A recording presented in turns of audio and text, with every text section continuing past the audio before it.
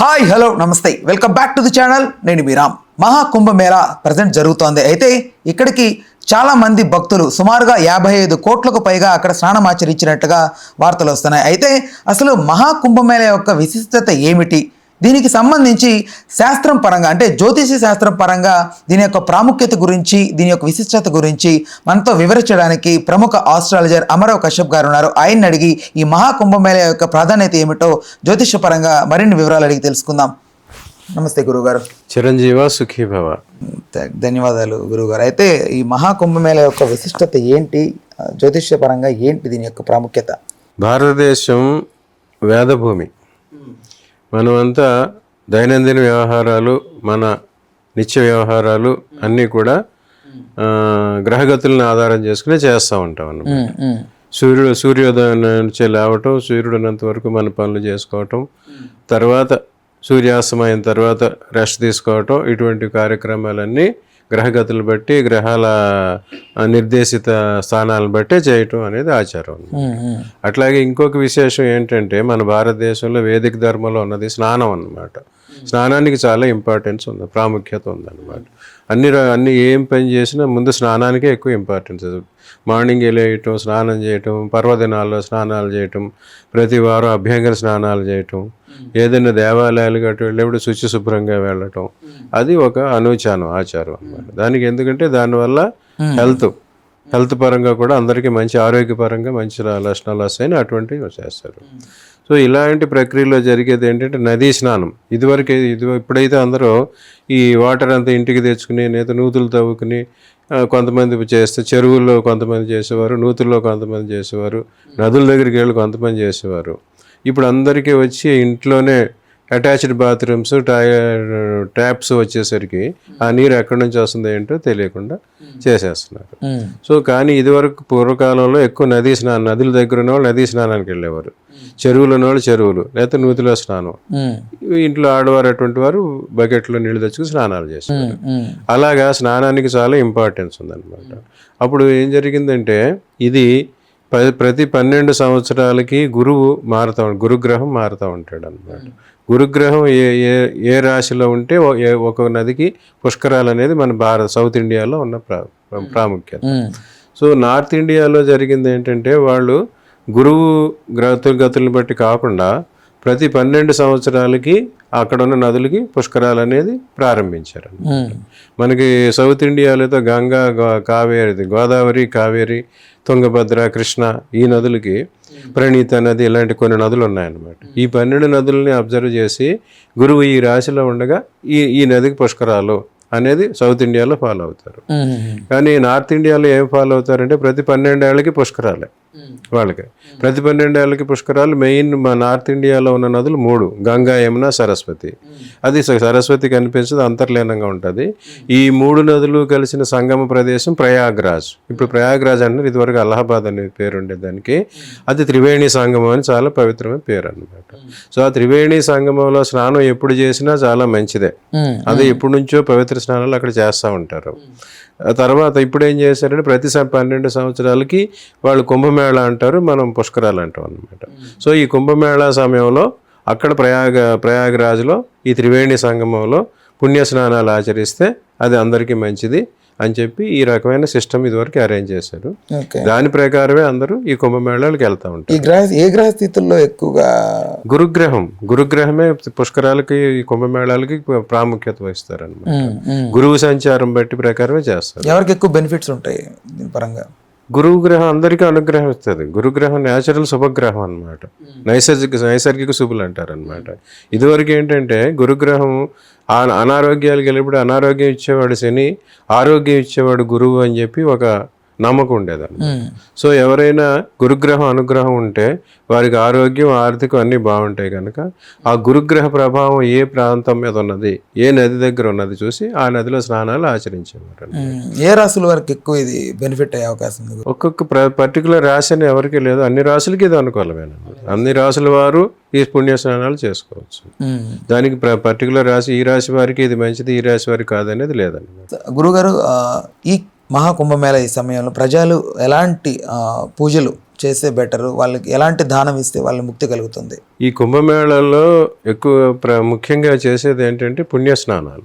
ఆ పుణ్యస్నానాలు ఎప్పుడు దేనికి చేస్తారంటే, కొంతమంది పితృదేవతలు వంశంలో పెద్దలు మరణించినప్పుడు వారికి అందరికీ ప్రతి సంవత్సరం శ్రాద్ధ కార్యక్రమాలు చేస్తారు.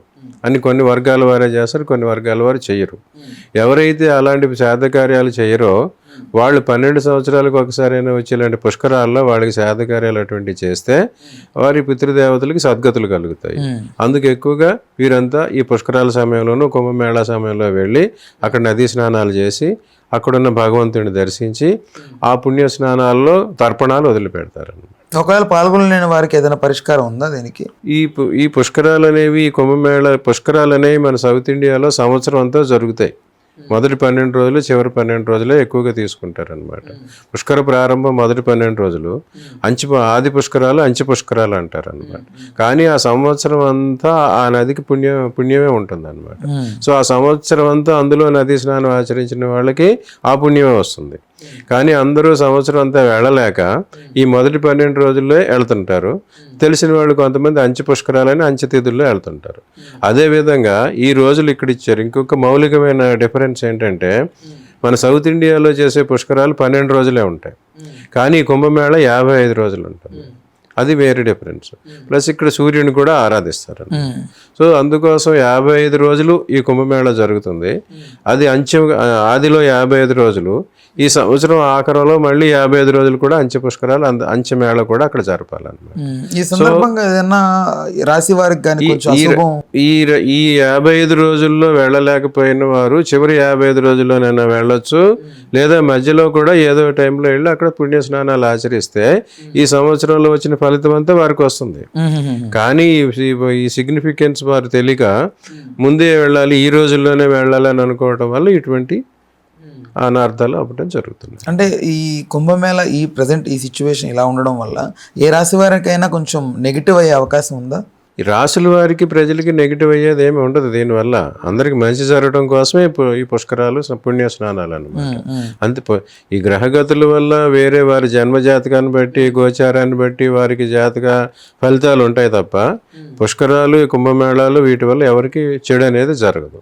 గురుగారు, మరి ఇలాంటి కుంభమేళ అంటే భక్తుల కోసం నిజంగా ఏర్పడింది. అయితే ఇలాంటి భక్తులు మరణాలు జరుగుతున్నాయి ఆ కుంభమేళాలో. అసలు ఏంటి దీనికి కారణాలు ఏంటి, దీని పరిణామం ఏంటి? అసలు ఈ కుంభమేళాలకి అటు తప్పని చాలా మంది ప్రజలు వస్తారు అనేది అందరికీ తెలుసు.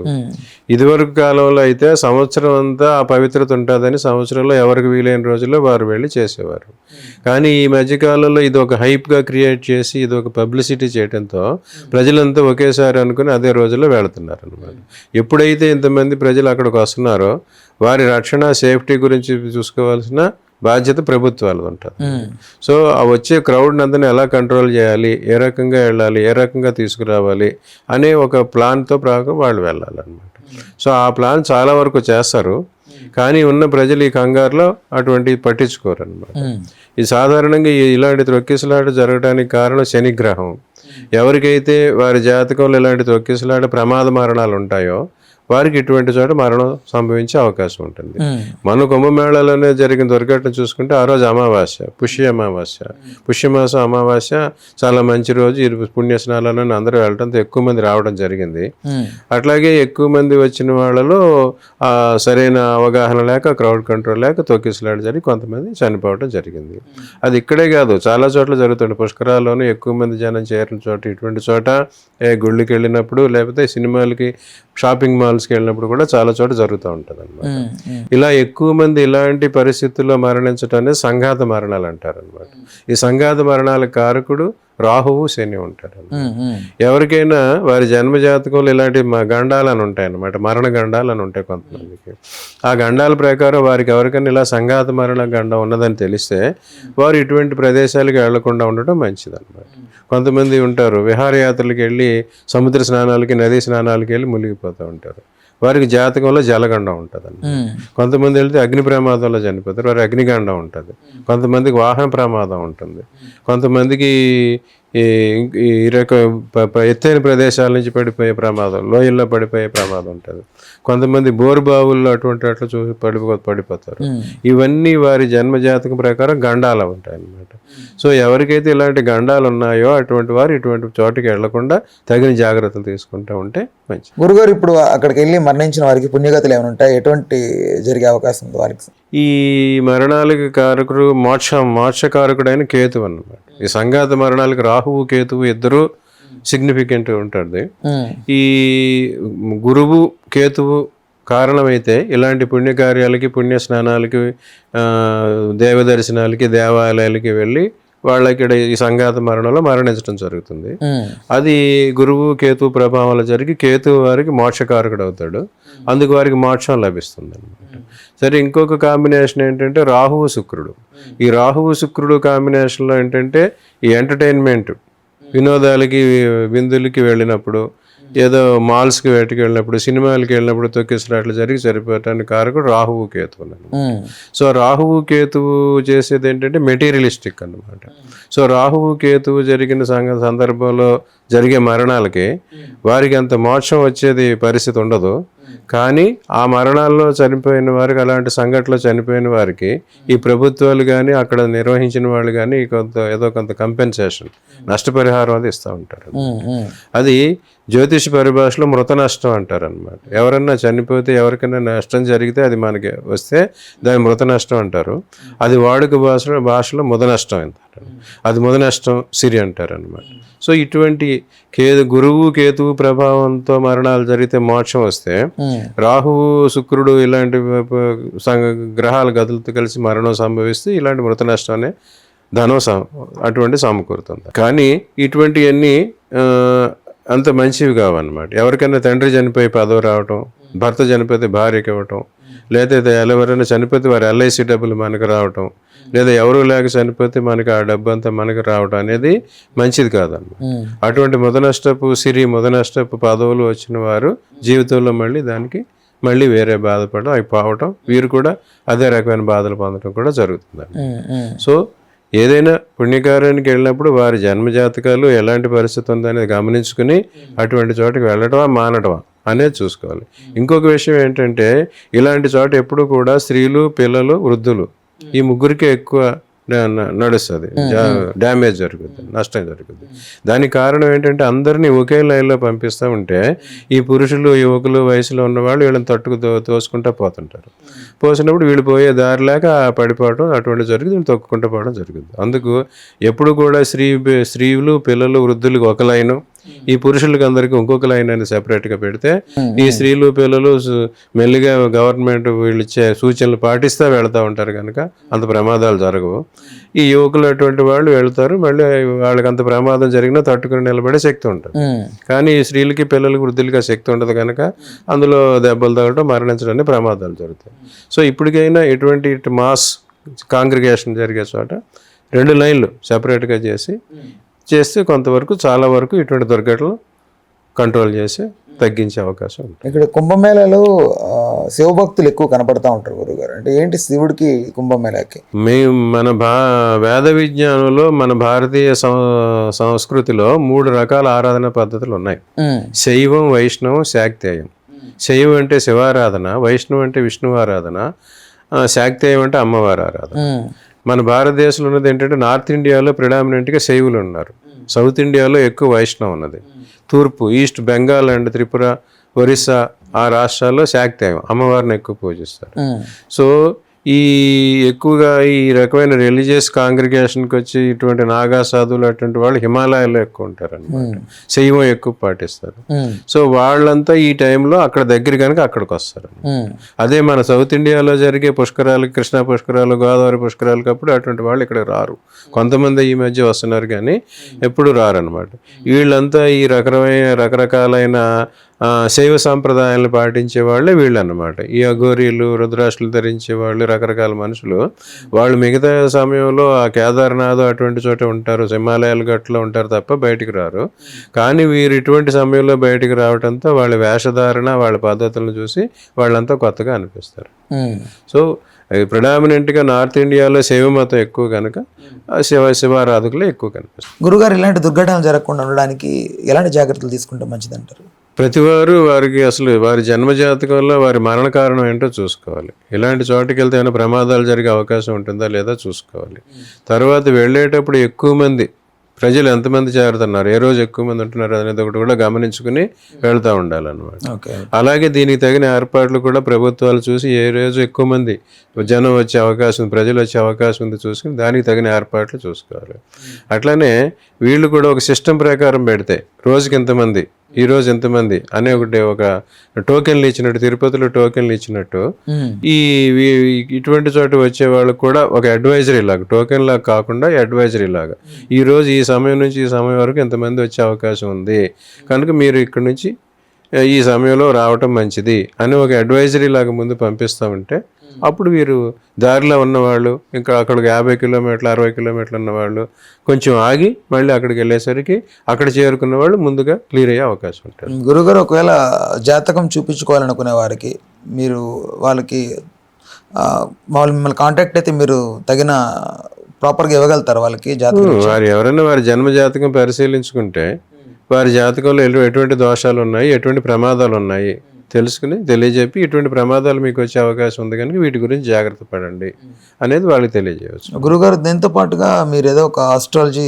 కోచింగ్ సెంటర్ నడుపుతున్నట్టు తెలుస్తుంది. అయితే ఏంటి దీని ఒక ప్రాధాన్యత ఏంటి, దీంట్లో ఎలా జాయిన్ అవ్వాలి ఎవరైనా? అందరూ ఇప్పుడు సులభరీతిగా జ్యోతిష్యం నేర్చుకోవడానికి, జ్యోతిష ఫలితాలు చెప్పడానికి నేను నా 30 సంవత్సరాల అనుభవంతో ఒక రికార్నర్, ఒక పుస్తకం లాంటిది తయారు చేయడం జరిగింది. సో అది అందరికీ నేర్పాలి అనే ఉద్దేశంతో నేను ఒక కోచింగ్ సెంటర్ పెట్టాను, కాశ్యప్ ఆస్ట్రాలజీ కోచింగ్ సెంటర్ అని. ఇది హోటల్ ఎస్వైన్ గ్రాండ్ వనస్థలిపురంలో ఉన్న హోటల్ ప్రెమిసెస్లో ఒక ఆఫీస్లో ఒక హాల్లో జరుగుతున్నది. ఇక్కడ ఆన్లైన్ అండ్ ఆఫ్లైన్ క్లాసులు రెండూ ఉన్నాయి. ఎవరైనా ఆన్లైన్ కావాల్సిన వారికి ఆన్లైన్లోను, ఆఫ్లైన్ వచ్చి 2 గంటల రోజు క్లాస్ ఉంటుంది. అక్కడికి వచ్చి వాళ్ళ లెవెల్ని బట్టి, వారి స్థాయిని బట్టి, జ్యోతిష్ పరిజ్ఞానంలో వారు ఉన్న స్థాయిని బట్టి 3 రకాల కోర్సులు ఉన్నాయి. ఆ 3 రకాల short term, mid term, long term. 1 month short term course, జ్యోతిష్యం తెలిసి చెప్పగలిగే నాలెడ్జ్ ఉండి కానీ స్పెసిఫిక్గా ఏం చెప్పాలి అనేది తెలుసుకోవడం వారి కోసం 1 మంత్. కొంచెం మధ్యలో ఉండి ఇంకొంచెం వాళ్ళ స్కిల్స్ హోన్ చేసుకుందాం అన్నారు మిడ్ టర్మ్ 45 రోజులు. పూర్తిగా నేర్చుకుందాం అనేది 3 నెలలు 90 రోజుల కోర్సు. అటువంటి 3 రకాల కోర్సులు నడుస్తున్నాయి. ఎవరైనా వచ్చి హోటల్ ఎస్వైన్ గ్రాండ్ దగ్గర కనుక్కుంటే వారి వివరాలు చెప్తారు.